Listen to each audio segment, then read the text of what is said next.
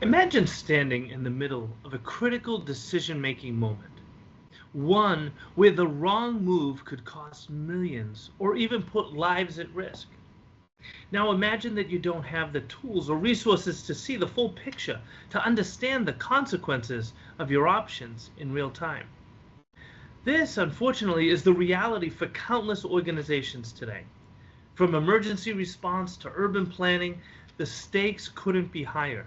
Yet many teams lack the means to visualize complex data and scenarios quickly enough to make informed choices. But there's a new way forward.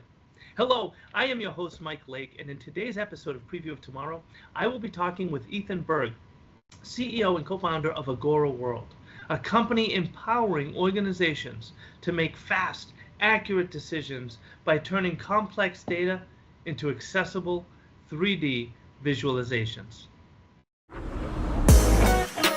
Innovation, resiliency, discovery.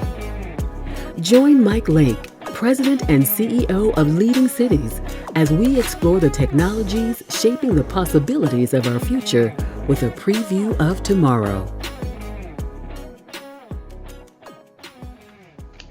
Hello and welcome, Ethan. Thank you so much for joining us, and welcome to all of our listeners. Today, I'm excited to introduce you to Ethan Berg, the founder of Agora World. His organization is addressing a pressing challenge: how to make complex, high-stakes decisions more efficiently and effectively, especially in critical areas like emergency response, urban planning, and operational management. Ethan, let's start by learning a bit about you. And what inspired you to tackle this decision-making challenge that all of us face with so much data and not knowing how to deal with it all? Yeah, no, thank you for having me, of course, and for the great intro there.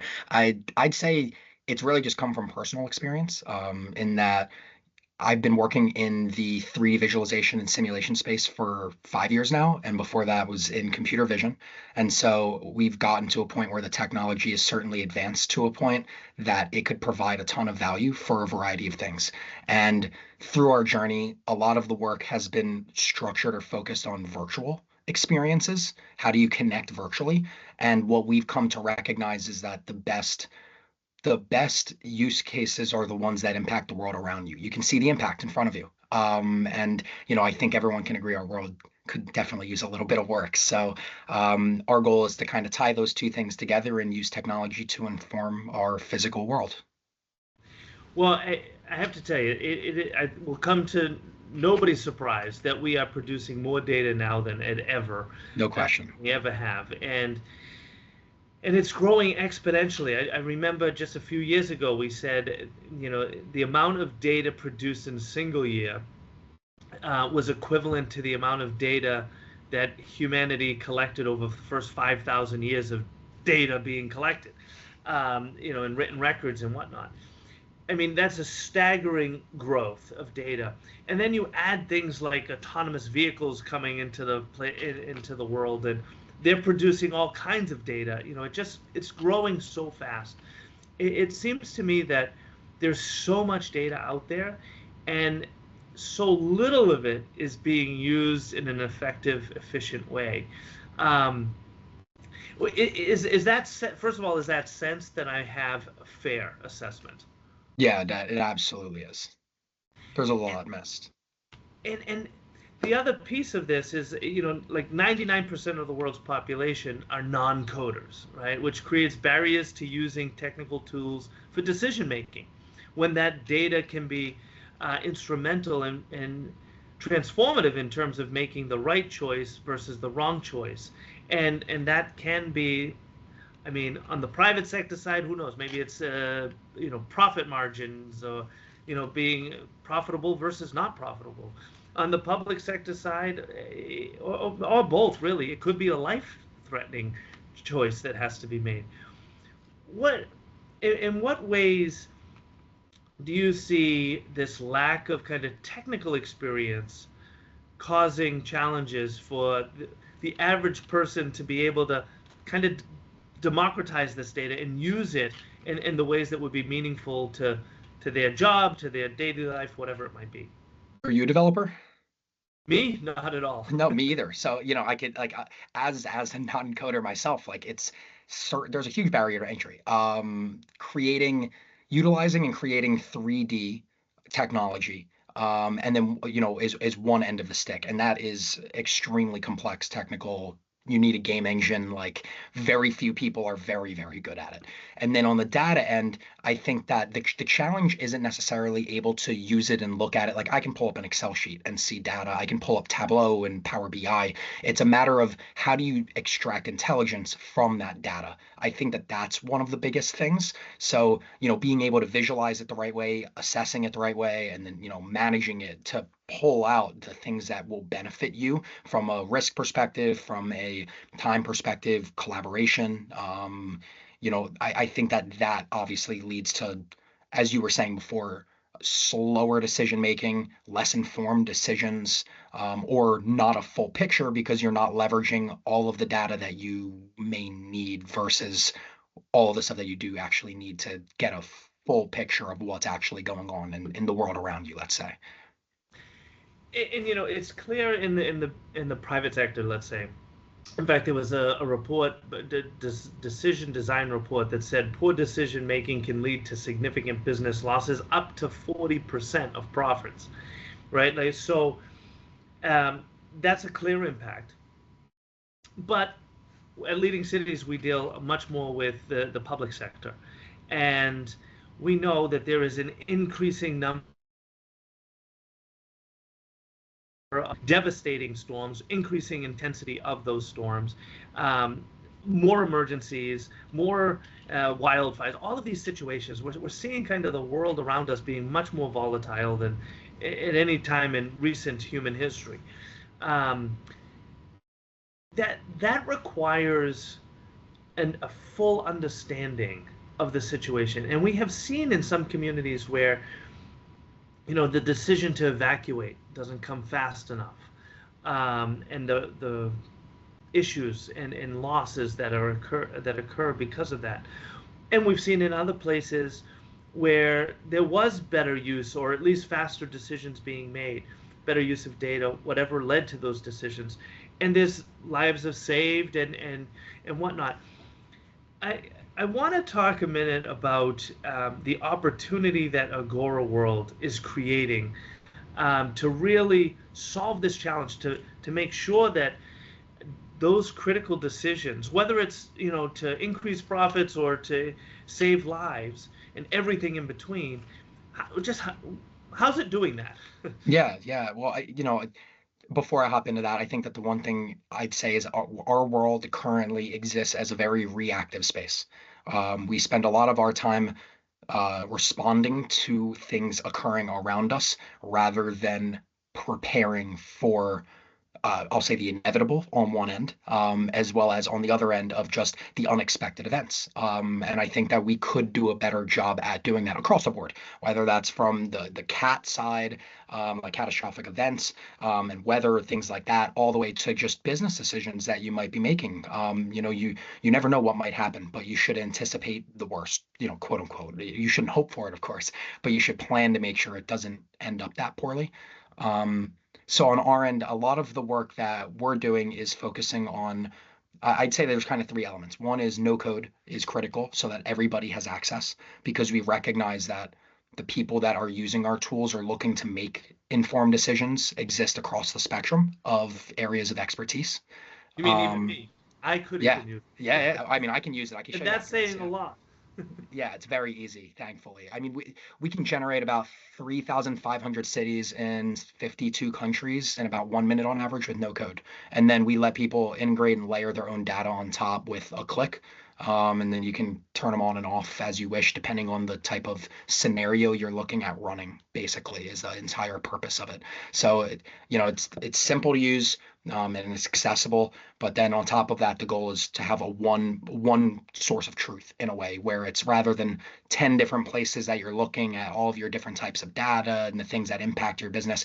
You have one window where you turn on what you need to see, and that would be your view and the intelligence derived from it, rather than being individual, let's say, insights that you get from, floodplains and weather and traffic and population density, all being in fragmented places. You then bring that together, and we provide intelligence that helps with all of those scenarios. So across the spectrum, socioeconomic is brought in, resiliency, sustainability, all of that can be brought to one decision that would be the best scenario for all of those metrics you're looking at hitting.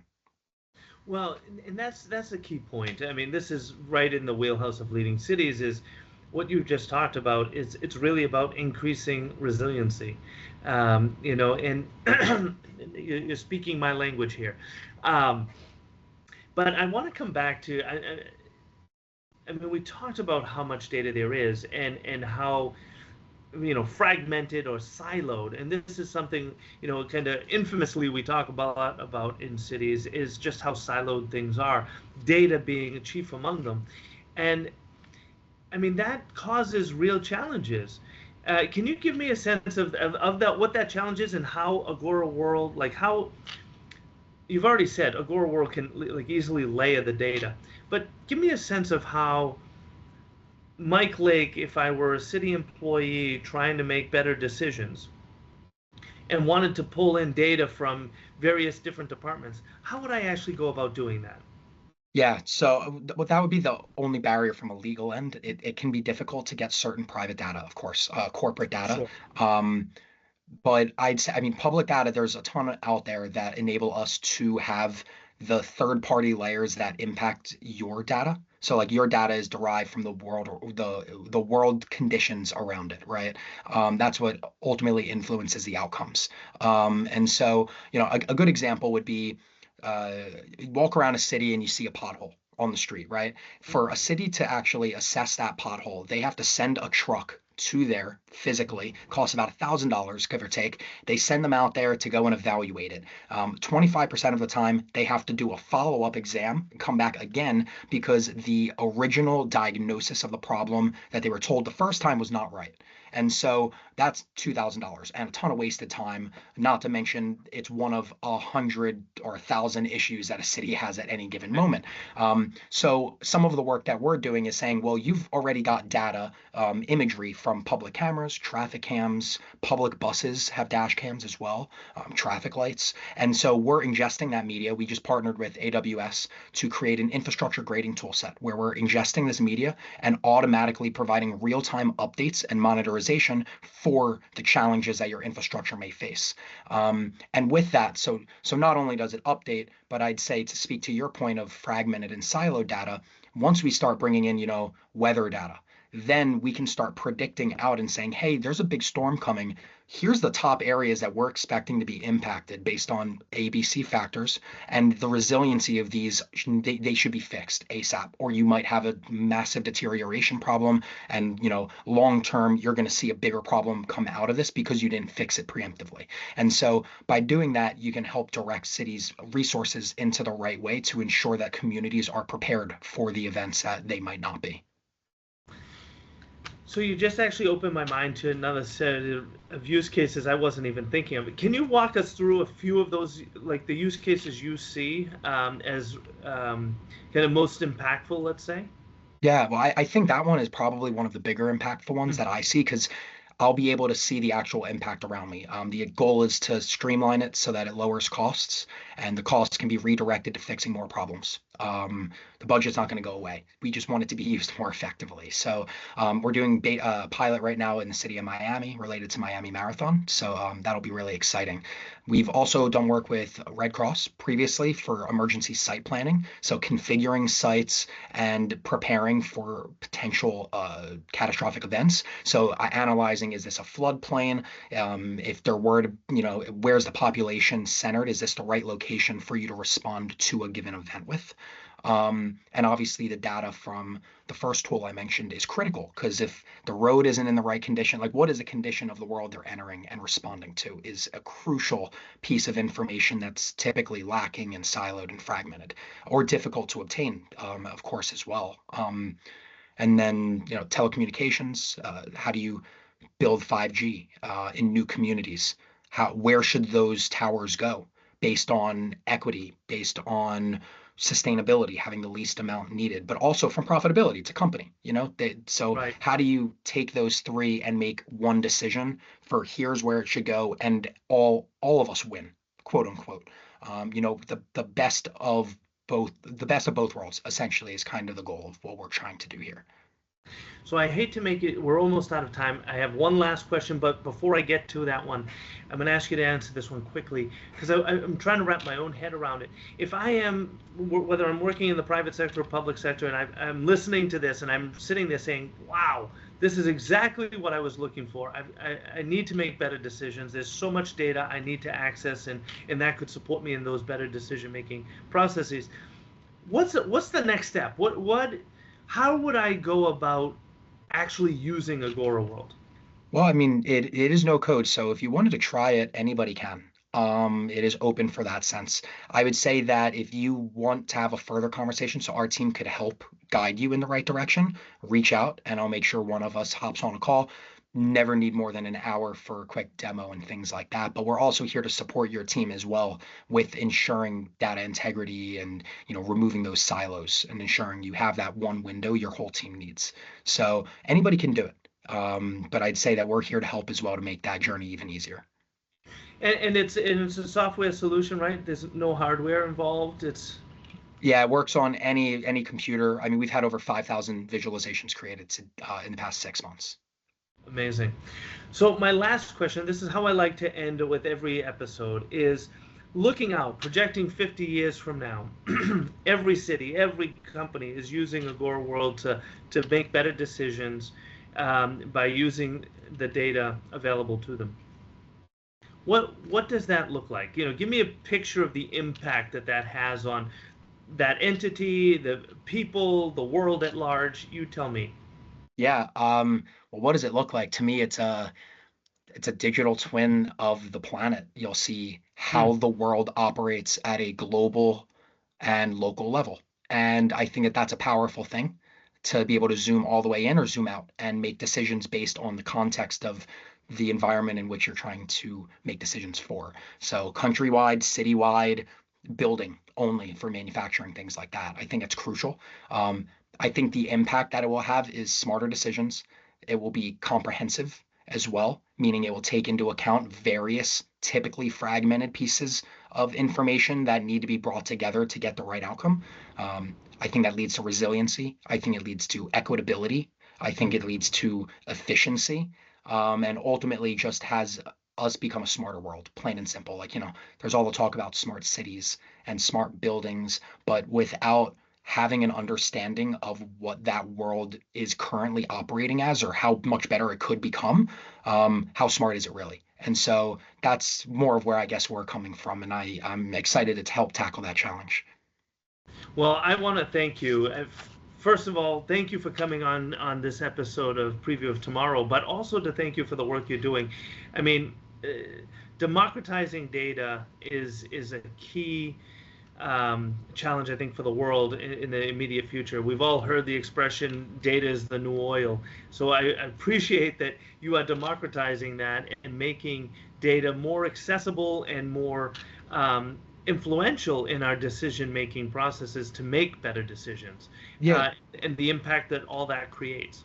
Yeah, and just to kind of follow on what you're saying, I'd say that it's less democratizing data as it is democratizing intelligence. And that's ultimately our goal is you've got the data, but data means nothing if you're not deriving anything from it. So, where are the insights? And what can you use to better your business, your city, your community, your initiatives, plain and simple. And so that's really what we're trying to pull that out with you, for you, and really just help our world move faster into the future. Well, I appreciate it very, very much. And again, thank you for being on this episode of Preview of Tomorrow. Yeah, thank you for your time as well. And thank you for tuning in to this episode of Preview of Tomorrow. Listeners like you are essential to advancing our efforts to drive resiliency and sustainability for all. I ask that you give us a rating on Apple Podcasts or whichever streaming platform you prefer. Your feedback helps us to grow and share these brief previews of what life in the future can be. If you enjoyed this episode, please subscribe and encourage others to also join us each week in previewing the possibilities of tomorrow. Preview of Tomorrow is brought to you by Leading Cities, a global nonprofit driving resilience and sustainability for all by unleashing the potential of the world's cities. Join them at leadingcities.org.